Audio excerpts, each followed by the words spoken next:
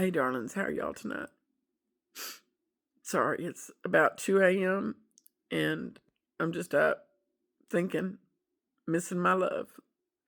I had actually went to sleep earlier, which was a blessing. I got a few hours, but now I'm up and praying I'll be able to go back to sleep. But I was thinking about when my husband passed. Me and my son were there holding his hand when he took his last breaths. He was doing pretty good considering everything that happened. The last year of his life, he was really sick with the cancer. He had colon cancer. But the last year, he had it spread into his lungs and his lymph nodes, and he was not doing well. He had a lot of infections. He was septic. But I talked to him on Friday one week, and then the next Monday he was gone. So 2 days he was non-responsive. But I sat by his side 24 hours a day then, which I'd been sitting by his side for a year, and in and out of the hospital for that year prior. But I am thankful that I was there to hold his hand when he took his last breath. I'm thankful my son was there to hold his hand when he took his last breath. I'm thankful that I was his happily ever after. When we got married, we said we would be together till death do us part. And they always joke and say, when you get married, you live happily ever after.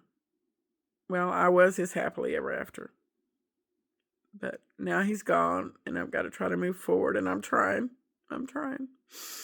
But this just come on me tonight to say that I'm thankful that I was able to be there for him. I'm trying to look at the positive aspects of his passing. There is no positive of his passing. I don't mean it that way. I just mean the things that I'm thankful for. I'm thankful he was a good man. He was a good father. He was a good husband. He was my best friend. I'm thankful for every day we had together. I just wish there'd been more of them.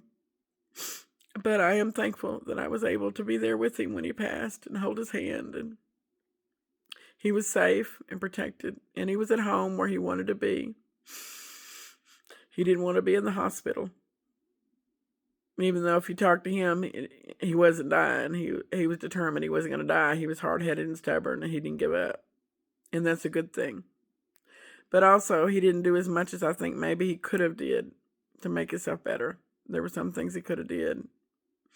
But he was one of those guys, I'm going to live my life the way I want to live my life. I'm not going to change myself 1,000% just because a doctor tells me to.